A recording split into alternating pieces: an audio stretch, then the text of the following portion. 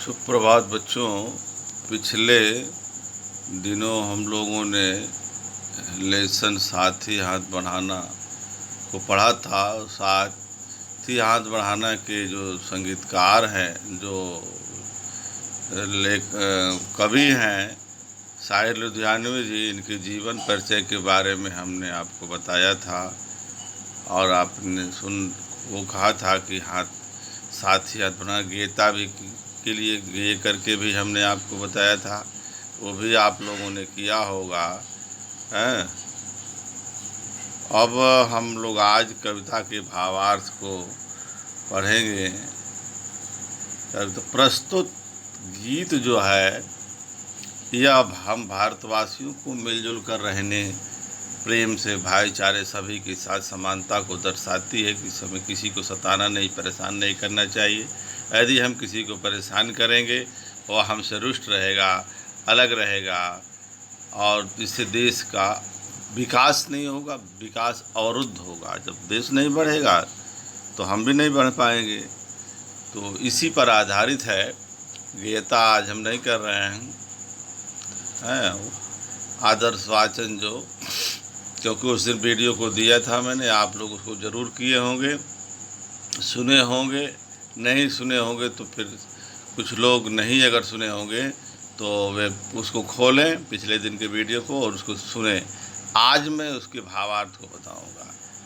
यह गीत जो है हमें मिलजुल कर रहने और कार्य करने की प्रेरणा देती है। यह साथी हाथ बढ़ाना, अगर किसी काम को अकेले करने के बदले हम सभी लोग मिलजुल कर किया कर जाए तो यही काम सरल हो जाता है। कोई भी काम हो, चाहे देश प्रेम हो, चाहे ABCD कोई काम हो, इसी बात को, एकता को दर्शा रहे हैं। परिश्रमी मनुष्य जब मिलकर काम करते हैं तो समंदर जैसा असंभव चीज भी रास्ता निकल आती है। पर्वत जैसा विशाल संकट, पर्वत का मतलब पर्वत जैसे विशाल संकट भी अगर सामने आ रहा है तो उसको भी सरलता से पार किया जा सकता है।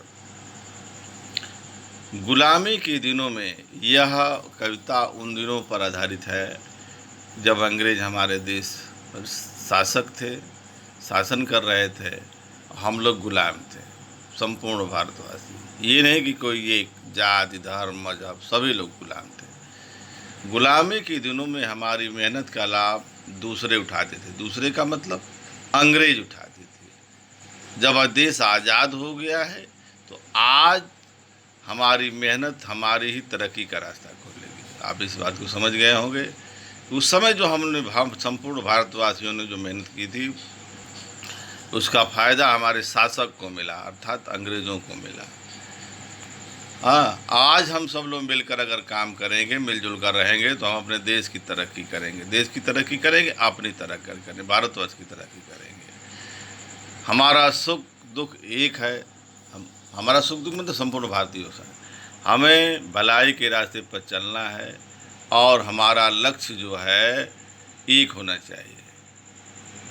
हमारा लक्ष्य जो है सत्य तक पहुंचना होना चाहिए। अर्थात सच्चाई यही है कि हम लोग सभी लोग इंसान हैं, भारतवासी हैं, सब लोग मिलजुल कर रहें, जाति, धर्म, मजहब में ना फंसे। अगर एक एक बूंद जल मिलकर नदी में विशाल बाढ़ ला सकती है तो एक एक कण मिलकर अगर पर्वत बन सकता है, तो हम इंसान अगर मिलजुल कर रहें, निश्चय ही हम अपनी किस्मत को बदल सकते हैं, संवार सकते हैं, अच्छा कर सकते हैं। अतः अब आप इस लाइन को समझ गए होंगे कि हम भारतवासी अगर मिलजुल कर रहे हैं, सब भारतवासी, तो हम अपनी किस्मत अर्थात देश की किस्मत को संवार सकते हैं, सजा सकते हैं।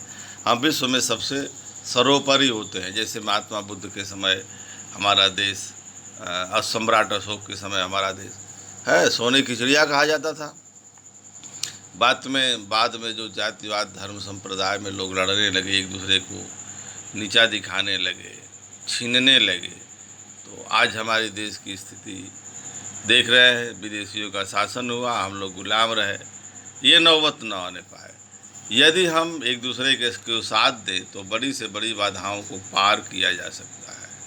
कठिन से कठिन लक्ष्य को उस सरलता से प्राप्त किया जा सकता है। ये इसका भावार्थ होगा। इस भावार्थ को आप लोग काफ़ी में कुछ लोग हो सकता है लिखे हों, और ना लिखे हों, ज़रूर लिखिएगा और इसको याद करिएगा। अब चलिए अभ्यास। यह गीत किसको संबोधित करके लिखी गई है? इस भावार्थ को भारतवासियों को। इस गीत की किन पंक्तियों को तुम अपने आसपास की ज़िंदगी में घटते हुए देख सकते हो? इस कविता को आप लोग पढ़ेंगे और इसका प्रश्न अपने आसपास आप खुद देख करके इसका उत्तर दीजिएगा।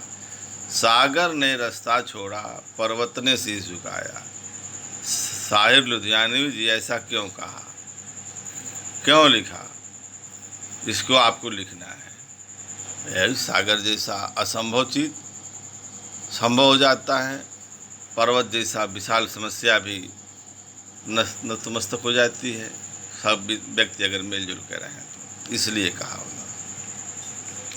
गीत में सीने और बाँह को फौलादी क्यों कहा गया है? क्योंकि हमेशा हम मेहनत कस रहे हैं।